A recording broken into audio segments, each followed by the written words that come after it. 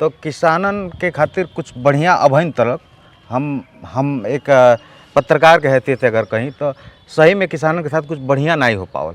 काहे 10 साल से आपो की सरकार बाटे, पूर्व में कांग्रेस की सरकार रह। आपके मन रहे का राज्यसभा सांसद बने के कि सांसद बने के? अच्छा ये बताएं, जब आपके दिल्ली ले जाए होत हुई बड़ा दिक्कत होत हुई, मान ली एयरपोर्ट चलते नहीं बा? नहीं तो एयरपोर्ट खातिर एयरपोर्ट बन गईल बा, खाली तो बन गइल बा? नहीं पहले प्लेन चलत रहल ना बाबू, डोमेस्टिक तो सुने डोमेस्टिक चलत रहल। तो पहले टेक्निकल बात समझे के चाहिए। जी, जब तक रेडार नहीं ये लगेला, समझे तो हमारे हाँ तो हम बताता नहीं। हाँ। जब तक रेडार के सिस्टम नहीं लगेला तो बोइंग प्लेन जो बड़का प्लेन होला उतर नहीं सके। जी, होकर काम चलता। अच्छा। रेडार वाला जून या जुलाई तक अब दो लोग मिलकर कंधा से कंधा मिलाकर दुबे जी और आरपीएन सिंह कुशीनगर में और तेजी से लोकल जो मुद्दा बा, जो लोकल इश्यूज बा वो पर आगे बढ़कर विकास अवश्य कर लीजिए। मौर्य जी भी लड़ता नहीं रउरा का? मौर्य जी एकदम फार्म में लड़ता अच्छा, सब लोग बाहर आके लगातार मर्दानी खोटिया लाला बना। अच्छा, तो आज देखा तो सब लोग बाहर से ही आके पड़ौना लड़ी। अरे महाराज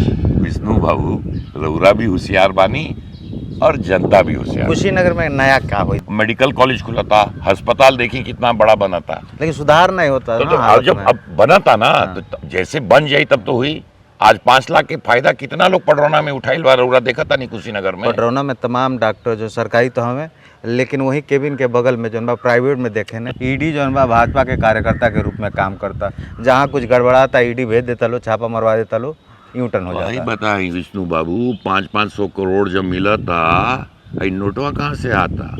आप एक पार्टी के बहुत सारा नेता लोग चौक चौराहा पे चर्चा करते रहे कि आरपीएन सिंह जी के मन रहे जौन बा अगर हमार मन रहल हम किसी से कहनी का मन में कष्ट लगा अंदर। कुशीनगर के अब कितना मजबूती मिल जाए अगर हम, ताकि डेवलपमेंट के मुद्दा पे बात करी, रोजगार के मुद्दा पे बात करी, महंगाई के मुद्दा पे बात करी। कहीं ना कहीं रोजगार और महंगाई पे आम जनता बहुत परेशान बा। अखिलेश यादव कहने कि जब सपा सरकार रहे तो हर सीजन में गन्ना के रेट बढ़े, और बीजेपी जन बा 5 साल में जितना बढ़ा होता उतना सपा सरकार जन बा 1 साल में बढ़ा। बच्चा ये बताएं, का सही है संविधान बदल जाए? के कहता जब मोदी जी गारंटी किसी चीज के देने, हाँ देखल जा, रउरा भी बोला था नहीं जो अफवाह के बात बा। नहीं, चर्चा होता तो कोई चर्चा का नहीं, सवाल होगा। चर्चा नहीं। अभी विपक्ष जौन बा एगो भाषण के बड़ा इस्तेमाल करता हर अपने चुनावी सभा में कि जौन व्यक्ति अपने मंगलसूत्र के रक्षा ना के पलस दुनियादारी के मंगलसूत्र के बात करता। पहले मान ली एगो खिलाड़ी रहने हैं, अब डबल खिलाड़ी आप लोग हो गए नहीं। हाँ, धाकड़ बल्लेबाज आपो हैं या विजय दुबे हमें, तो अपने विरोधी कैसे टक्कर देगा? बोले बा मोदी जी 6 रन के कह चाहो। विष्णु प्रभाकर गांव वाले रिपोर्टर के आप सबके नमस्कार बा, प्रणाम बा। देश में लोकसभा के चुनाव बा, राजनीतिक मौसम कितना बदली तो 4 जून के पता चली, लेकिन ओकरे पहले मौसम करवट ले ले बा। हम इस समय कुशीनगर में बानी और हमरे साथे एगो शानदार शख्सियत आरपीएन सिंह जी बानी, पूर्व मंत्री और राज्यसभा सांसद चुनने के बाद हमने की पहला मुलाकात है, तो मुलाकात में बधाई दिहल तो जरूरी बा। बहुत बहुत बधाई बा। धन्यवाद भैया। तो का हाल चाल भाई बताई पहले? बिल्कुल ठीक बा, रउरा बताई सब ठीक बा? हमारा हाल चाल ठीक बा। आप अपने पार्टी के हाल चाल बताई, आ कुशीनगर के हाल चाल बताई पहले। ऐसा बा, देखिए जहाँ तक पार्टी के बात बा, तो जो नारा भारतीय जनता पार्टी के बा कि 400 पार, और उत्तर प्रदेश में 80 के 80 गो सीट भारतीय जनता पार्टी जीते के बा, तो साफ तौर से एगो जो माहौल लगा था कि उत्तर प्रदेश में 80 में से 80 सीट भारतीय जनता पार्टी जीती। मुश्किल नहीं लगता? देखल जाए, इलेक्शन शुरू हो गए बा, हम लोग के तो आखिरी फेज में बा जी। अब धीरे धीरे माहौल पकड़ेला, और धीरे धीरे माहौल पकड़ता, वैसे कोई हमके हिचकिचाहट लगत नहीं। विपक्ष के लोग जो भ्रामक प्रचार करता, झूठ के प्रचार करता, एगो बहुत बड़ा प्रचार कांग्रेस और उनके अलायंस करता कि ओबीसी और SC ST के आरक्षण समाप्त हो जाए। इतना झूठ बा। अखिलेश जी पीडीए की भी बात करता हूँ, तो तो देखल जानी, वो तो पल्लवी पटेल ही उनके बता देली पीडीए के का मतलब बा। तो हमार कहे के मतलब बा कि होमे जाए के बाद सिर्फ भ्रामक प्रचार होता। काहे कि अब साफ तौर से विपक्ष के पता चल गया बा कि हमार कोई सीट पे जीते कहीं से नहीं। कि अब देखल जा, जब उत्तर प्रदेश के अमेठी के सीट पे इतना फेरबदल हो गई बा कि गांधी परिवार के कोई शख्स लड़त नहीं थे, तो रउरा समझ सकते नहीं। जब अमेठी सेफ सीट नहीं खे कांग्रेस खातिर, तो कौन से सीटवा सेफ हुई विपक्ष खातिर? हम तो रउआ से आपके जिला के हम बात करी जी, जी, ताकि जी। हमनी के कुशीनगर में बानी के जी। कुशीनगर में स्वामी प्रसाद मौर्य भी कूद गए बने और गठबंधन प्रत्याशी इंडिया गठबंधन के पिंटू सिंह सेथवार के उम्मीदवार बनौले बा। कुशीनगर के जब बात आवेला तो आपके खास एगो लगाव रहेला कुशीनगर की जनता के साथ। विपक्ष के जो तमाम वोटर बाने नेता टाइप के लोग बा वही कहता में पिंटू सिंह सैथवार अइले थे सैथवार वोटर जौन बाटे बीजेपी में खेमा में न आके सपा में जा सके ने, और ताकि आप एक बढ़न नेतृत्व कैले बानी खास करके आटा विधानसभा पे और कुशीनगर का अलग अलग क्षेत्र में आपको बढ़न प्रभाव ऐसन रहेला। बात देखल तो जाए कैसे तो कवर वो- करी जाए? सेहतवार भाई लोग हो, हाँ। कुर्मी भाई लोग हो, वो मोदी जी के ही वोट दिया जाता है। हम भी जब चुनाव 2014 में लड़नी, 2019 में लड़नी, तो सेहतवार बिरादरी हो तो ज़्यादा संख्या में भारतीय जनता पार्टी की, वो मोदी जी से प्रभावित था। वो व्यक्तिगत प्रभावित नहीं थे, वो मोदी जी। और किसी भी बिरादरी से रउरा पूछल जा कि का प्रधानमंत्री में उनके विश्वास बा, का प्रधानमंत्री जी अच्छा कार्य करल बाणे, क्या भगवान राम के 500 साल बाद मंदिर स्थापित हो गईल बा, का गरीबन के गन्ना के पेमेंट धड़ाधड़ मिलता या नहीं मिलता। तो अगर रउरा पूछल जाई तो ऐसन बात बा कि तो हल्ला इलेक्शन बा तो सब कुछ के प्रचार होला, परंतु ब्राह्मण से लेके दलित तक सारा वोट मोदी जी के नाम पर कुशीनगर में पड़ता, हिंदुस्तान में पड़ता। सैथवार वोटर पे खास करके आपके प्रभाव रहेला का कहीं मुश्किल तो ना हो जाए लड़ाई? मौर्य जी भी वहाँ हल्ला करता हमें। हाँ, के स्वामी प्रसाद मौर्य लड़ता ने कहा? हाँ, लड़ता। कौन से पार्टी से?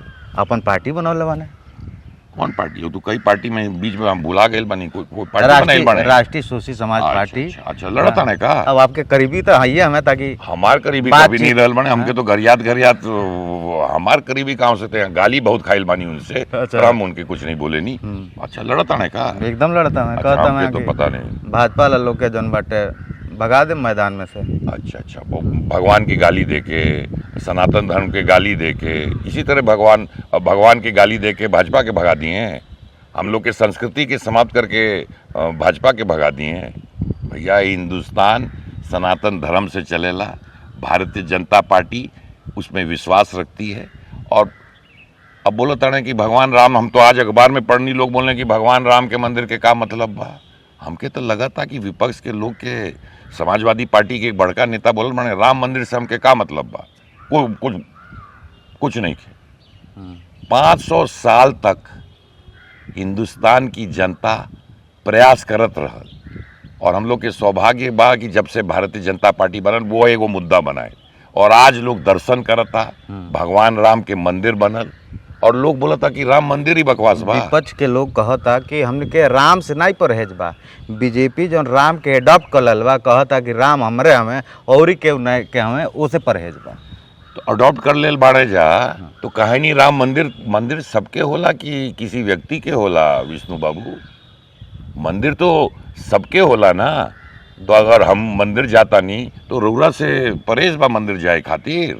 रउरा काहे नहीं जाता नहीं? राम लला के उद्घाटन, मंदिर के उद्घाटन भइल, सब लोग बहिष्कार करे बा। और हेकर का मतलब आज ही अखबार पढ़ल जाम तो अखबार में पढ़ल बानी राम मंदिर के मतलब कुछ नहीं खे। तो रउरा कहता नहीं राम भगवान में आस्था बा। राम लला के मंदिर खातिर 500 साल तक हिंदुस्तान के कितना लोग, और वो पार्टी बोला था हमारा राम में आस्था बा, समाजवादी पार्टी जे गोली चला देलस लोगों पर, कई हिंदू लोग के ओमे मौत हो गई, वो बोला था हमें राम में आस्था बा। रोरा के मजाक नहीं लगा था? वो लोग आरोप तो लगाओ तो लोग आप करते हैं। आरोप लगाए से कुछ नहीं होला। देश में बहुत होशियार लोग बा, बतिया बुझनी ना। जी जी। और इलेक्शन में लोग समझता कि अगर इस तरह के बयान दे के हम इलेक्शन जीत जाए तो हमके जवाब दे के नहीं खे, उन लोग के जनता जवाब दी कि राम मंदिर के, राम लला के और भगवान राम के का जुड़ाव इस देश के साथ। अब ताकि आपके ऊपर एगो बढ़न जिम्मेदारी मिल गई बा, संभवतः फ्यूचर में 1 जून के बाद अगर सरकार बनता बीजेपी के तो ये कयास लगावल जाता आरपीएन सिंह जी मंत्री बने? नहीं, बिल्कुल ऐसी कोई बात नहीं की। हम एक कार्यकर्ता के हैसियत से भारतीय जनता पार्टी में आई नहीं, और जो कार्य हम उस समय भी जब ज्वाइन करनी तभी भी कहनी और आज भी कहता नहीं, वो तो प्रधानमंत्री मोदी जी के आशीर्वाद मिलल कि हमके राज्यसभा के सांसद बना देनी। 5 साल खातिर ना ही 6 साल खातिर 6 साल खातिर हम आप सांसद। अच्छा, एक और ही सवाल पूछ लिए हम। हाँ बोलिए। आपके मन रहे का राज्यसभा सांसद बने के कि सांसद बने के, ताकि हमारे लोग दोनों में से जब हम ज्वाइन करनी हाँ। तो साफ तौर से कहनी कि हम पार्टी ज्वाइन करल बानी जो प्रधानमंत्री जी के नेतृत्व में हमार विश्वास बा, जो भारत के बारे में सोची ओके साथ हम रहे। भारत बड़का बा कि आरपीएन सिंह बड़का बानी, विकसित भारत के बात होता। आज हिंदुस्तान के डंका पूरे विश्व में बाजता। आप एक पार्टी के बहुत सारा नेता लोग चौक चौराहा पे चर्चा करते रहे कि आरपीएन सिंह जी के मन रहे जौन बार अगर हमार मन रहल हम किसी से कहनी कष्ट लगा अंदर हमके बिल्कुल कष्ट। हम जितना खुश बानी हो ही नहीं सकनी कि हमके आशीर्वाद प्रधानमंत्री मोदी जी देनी। आज समाजवादी पार्टी के लोग बोलता अरे भैया आरपीएन सिंह के राज्यसभा भेज देने। अरे बाबू हमसे तो पूछला, हमके 6 साल के लिए बना दियल गई और राज्यसभा में चुन के भेजल जाला।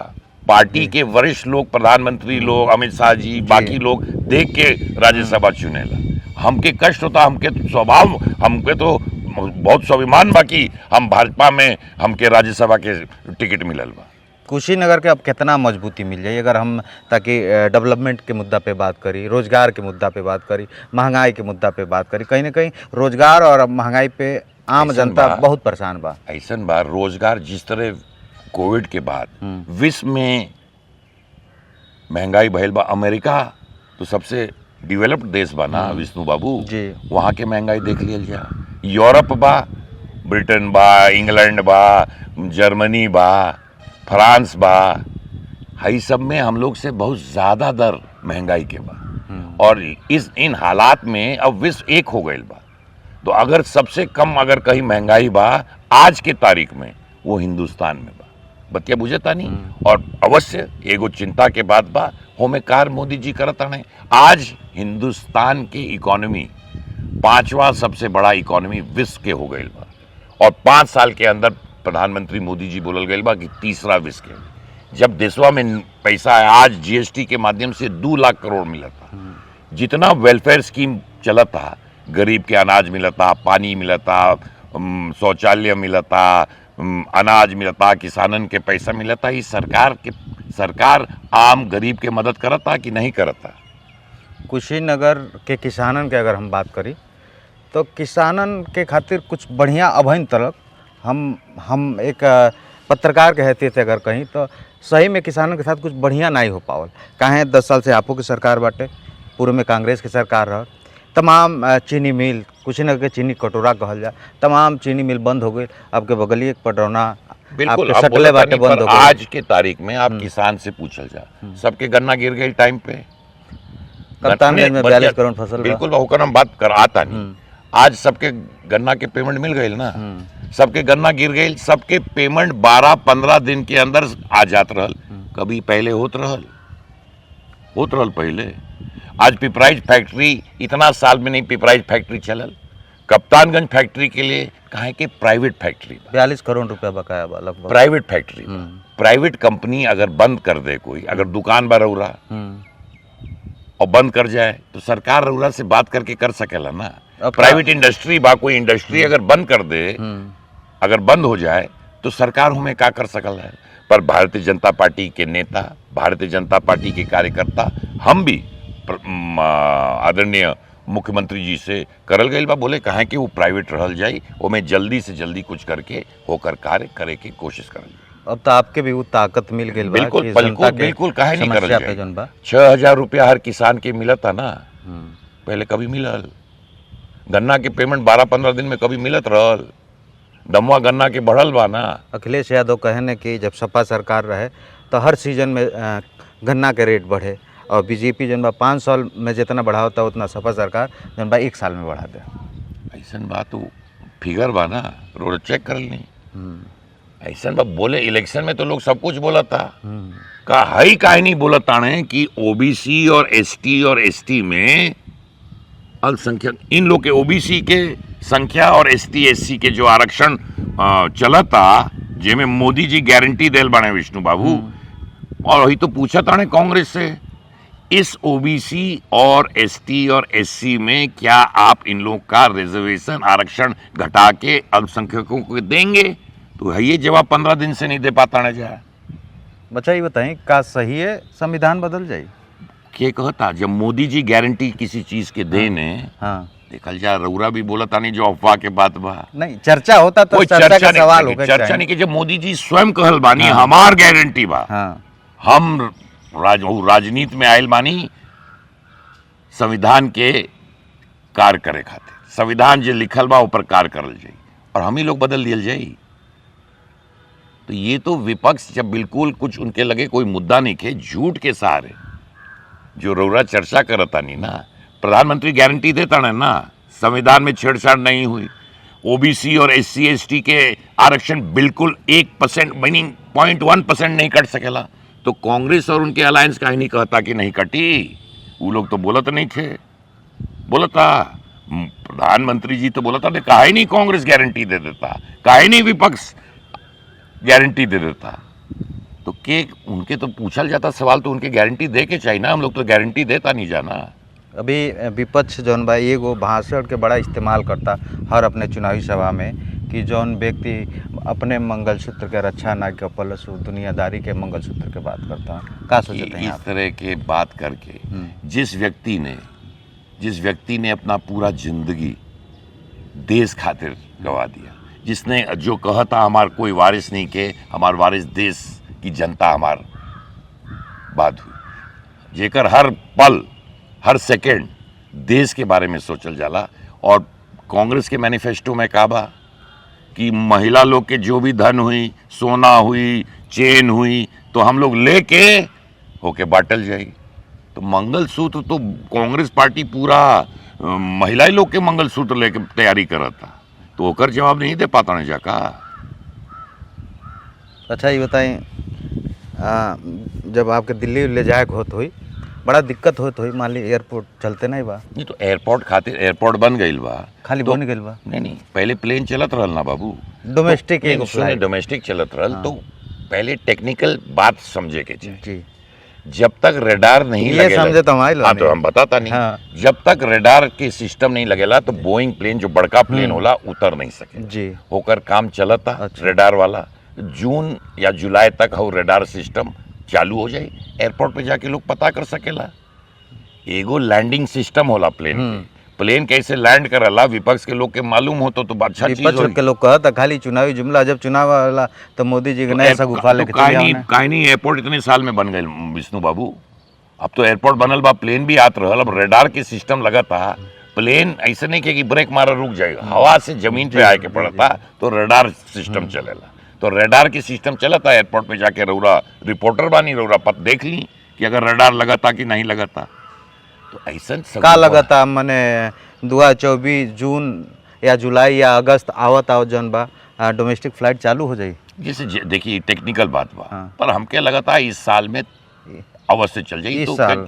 पक्का चल मतलब कौन हो तरह साल चल जाई? कि जब तक रेडार सिस्टम हो जाएगी, जून में लगे, जुलाई में लगे, अगस्त में लगे, ये तो रउरा एयरपोर्ट पे खुद पता कर ताकि सके। हमारे जो तमाम दर्शक दुबई कुवैत कतर थे लोग फोन करेला। बिल्कुल कहता है, आज तक तो कभी कोई एयरपोर्ट मांगल नहीं, अब जब एयरपोर्ट बन गए बा तब लोग बोलता ना, अरे 75 साल हो गए बा ना, ताकि बढ़न मुद्दा भी रहल बा और तो एयरपोर्ट। बना मोदी जी बना देने, प्लेनवा चलत भी रहला। तो जब बोइंग जो बड़का प्लेन आएला दुबई और कुवैत और इनने से, जी। तो रेडार सिस्टम से होला, तो यानी रडार सेटअप जब हो जाई तो आगे के तभी बोइंग उतर अच्छा। सकेला। कुशीनगर में का लड़ाई देखत हैं आप?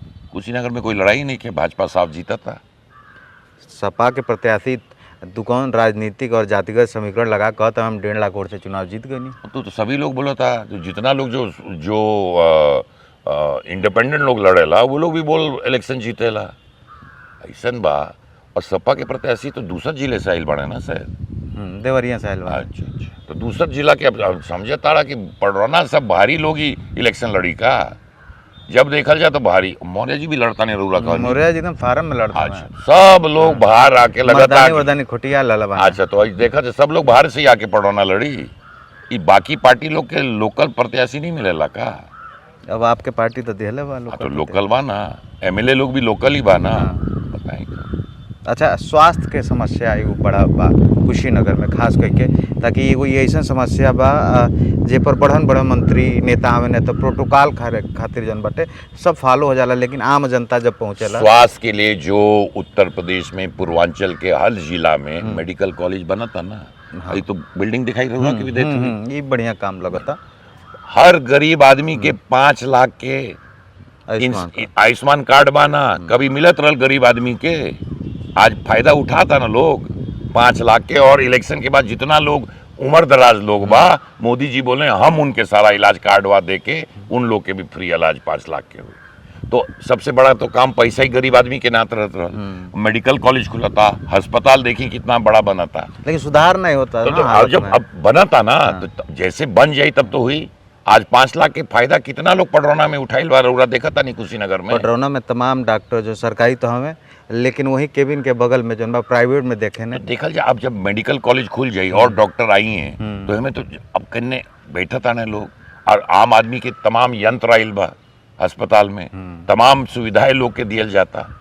परंतु जिस तरह के पोजीशन रहत रहल, अब तो मेडिकल कॉलेज हर पूर्वांचल के हर जिला, एम्स खुल गए महाराज गोरखपुर में।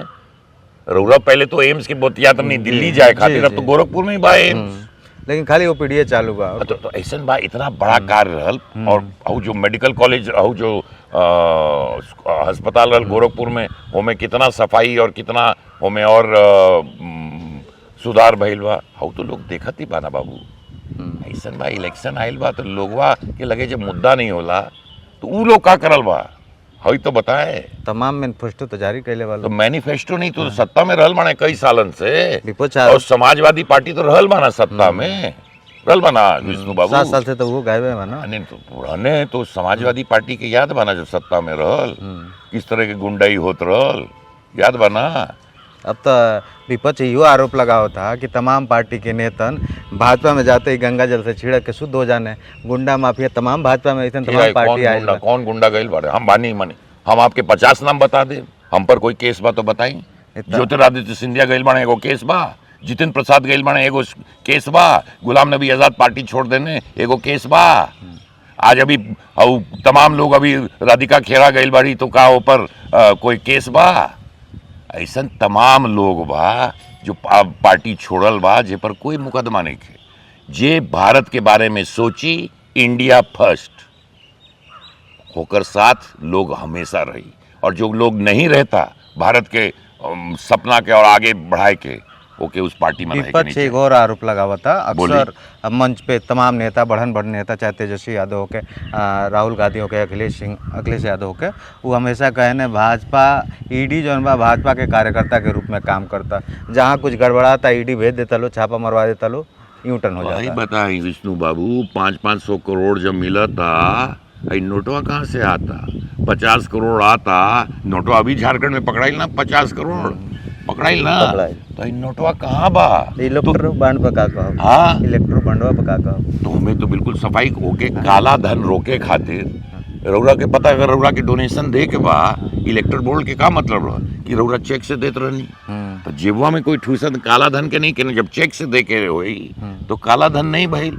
इलेक्ट्रल बॉन्ड के मतलब बल जब चेक से दे तो काला धन नहीं भइल। इलेक्शन में तो नोटवा जो पहले करोड़ रुपया नोटवा ठूसत रह पॉकेटवा में, वो तो बंद करे खातिर इलेक्ट्रल बॉन्ड आयल। हमें तो साफ तौर से भारतीय जनता पार्टी ऊपर बयान देल बा, ओके जरा सुनी। लोग कहता उ तो डरे दियल बा लोग, और जो बाकी पार्टी, तो बाकी पार्टी कैसे पा गई ने जाओ, अरे वो लोग के उनके समर्थन हो, नहीं तो उनके डर नहीं लगल, कांग्रेस के मिल गए, बाकी पार्टी का आरजेडी के मिल गए, सपा के मिल गए, बाकी पार्टी के भी इलेक्टोरल बॉन्ड मिल गई, तो भाजपा के डर से मिल गई। इन लोग के काहे मिल गई तब, अगर डर रहल, इन लोग के करोड़ करोड़ रुपया के देता अगर डर रहल। अरे महाराज विष्णु बाबू, रउरा भी होशियार बानी और जनता भी होशियार। कुशीनगर में नया क्या हुई, ताकि आप राज्यसभा सांसद बानी, नया क्या हुई? तमाम योजनाएं बढ़ी जो केंद्र सरकार से चालू करल जाता, जो यहाँ और कमी बा। अब इलेक्शन में हमार बोले कुछ ठीक नहीं के, पर तमाम चीज बा, जैसे रउरा बात करनी, एयरपोर्ट के बात करनी, ट्रेनवा चली और ट्रेनवा पडरौना से चली, तमाम ऐसे चीनी चीज, मिल। तमाम चीज एगो चली। सबसे बड़ा मुद्दा बा पलायन के। युवा जौन बाटे हमेशा दिल्ली, पंजाब, बेंगलोर, मुंबई के धक्का खाला और न चाहते हुए मजबूरी में जौन बाटे घर छोड़ के मजदूरी करे बाहर जाला। हमके लगा कुछ इंडस्ट्री आई अब पहले तो सुधार गोरखपुर में होई। आप देखल जा कितना इंडस्ट्री आयल बा। ऐसन बा इंडस्ट्री धीरे धीरे जब माहौल में सड़क बा, पहले बिजली तो 18-18 घंटा नहीं आत रहल। और ये यूपी में जहाँ गुंडागर्दी होत रहल, गुंडा टैक्स रहत रहल, सिर्फ गुंडन के राज रहत रहल, अब तो गुंडा रह नहीं गइल बाड़े। बिजली आता, सड़क बनता, अस्पताल बनता। जब माहौल बनी तब इंडस्ट्री आई ना। रउरा जहाँ गुंडागर्दी चलता तो कोई बिजनेसमैन वहाँ जाके, व्यापारी आके वहाँ व्यापार करी। 10 साल से माहौल बनते ना तो बन गई बात। अब देखल जा सड़क बन गई है, हाँ। सारा एक्सप्रेस वे बनाता, बिजली में सुधार होता। तो गोरखपुर में जाके देखल जा तमाम फैक्ट्री लगाता। कुशीनगर में कुछ तो खास कुशीनगर में आई तब ना। ऐसा में पहले माहौल बनाए के पड़ेला ना। गुंडागर्दी के किस टाइप उत्तर प्रदेश में रहल रउरा के तो मालूम बा ना। 4 तारीख के का हुई।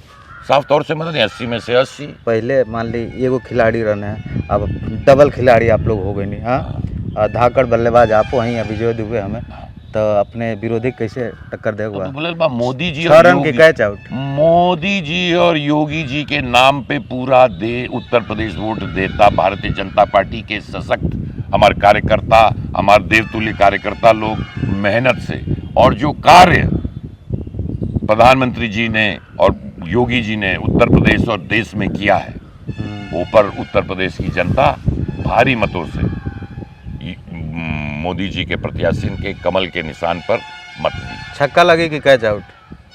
ऐसा बा आई देख ली, हमें क्रिकेट बोलर नहीं, हम बोलता नहीं। जनता सर्वोपरि बा। जनता के आशीर्वाद भारतीय जनता पार्टी पे बा। तो सब लोग भारतीय जनता पार्टी के उम्मीदवार जीती पक्का। और आने वाले 5 साल में कुशीनगर जनता के लिए का कहो, कुछ नया का हो बता दिए। रउरा साफ तौर से कहता नहीं, इलेक्शन में वादा नहीं करना नहीं। रउरा मौका हमके देल बानी, हमेशा विकास भइल बा। अब दू लोग मिलकर कंधा से कंधा मिलाकर दुबे जी और आरपीएन सिंह कुशीनगर में और तेजी से लोकल जो मुद्दा बा, जो लोकल इश्यूज बा, वो पर आगे बढ़कर विकास अवश्य करल जाए। बहुत धन्यवाद आप हमके समय देनी। तो धन्यवाद आरपीएन सिंह जी हमारे साथे रहनी। जाते जाते एगो आप सबके भोजपुरी शायरी सुनावते हैं कि दोस्ती अब पानी से ना आग से हुई, मोहब्बत अब दिल से ना दिमाग से हुई। ये शायरी जौन बा राजनीति में बड़ा सटीक बैठेला। अब 4 जून के पता चली कि कौन है असली खिलाड़ी। और आरपीएन सिंह जी जौन बतौनी है कि अब दू बल्लेबाज मिलके यह पीछे पे लड़ी हैं, यानी कुशीनगर ज़िला में तमाम विकास करी हैं। 4 जून के जब रिजल्ट आउट हुई तब पता चली कि राजनीतिक मौसम बदली या ना बदली, तमाम सब 4 जून के ही देखे के मिली। बाकी ये बातचीत के सिलसिला आप सबके कैसन लगल कमेंट करके बताए। गाँव वाले रिपोर्टर विष्णु प्रभाकर के आप सबके नमस्कार बा, प्रणाम।